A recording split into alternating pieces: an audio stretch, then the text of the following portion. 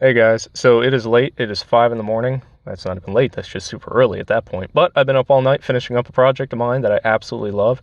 If you know me, you know that I love to go ham on customizing features of my car. This is pure and simple, the greatest hobby that I've ever had, and I wanted to show off the greatest thing that I've done for this vehicle so far, which is just purely for show and wow factor, and I love it to death. I love that this managed to work, and I gotta give a shout out to the other individual who helped me so much with the coding aspect of this project. You guys know him as Fast Ferrari. He does some of the renders that you see floating around of his take on the modern day 3000 GT. Wonderful, absolutely amazing dude. Incredibly talented and skilled. Give a shout out to him because he's freaking awesome. So what I've done is actually extremely simple, and yes, I yanked this straight out of the very first Transporter movie with Jason Statham and his, I believe it was a BMW for the very first one, and he had this in there, so I wanted it in mine. This is a 4-digit keypad ignition system.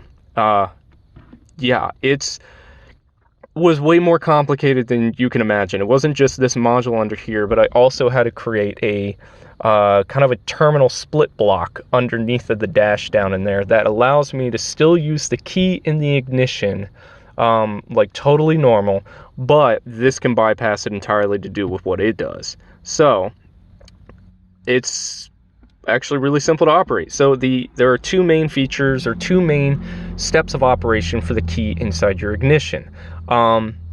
The first click over before it starts the vehicle runs all accessory components and stuff like that.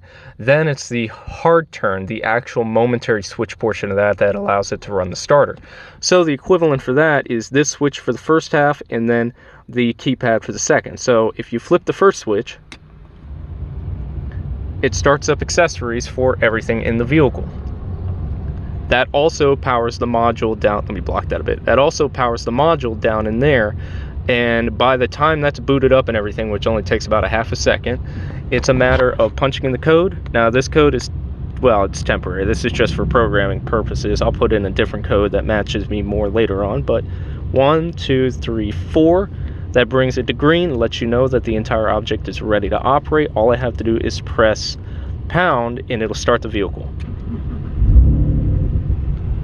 Yeah, it is time for 3-second delay. That 3 seconds is responsible for rolling over the starter, and then after 3 seconds it kicks off. Now if you notice it's still in green, this thing, if I press this start or pound button again, it will run the starter again. Obviously you don't want to do that now, but if for some reason the vehicle didn't fire up on the first rollover, you can keep doing it again until you're done. Or you can then turn around, which I do this anyways, and hit star, and that resets the entire module back down to its original point, to where you'd have to put the keypad in, or the 4-digit passcode again. So with that being said, in order to turn off the entire vehicle, you literally just reflip the switch one more time.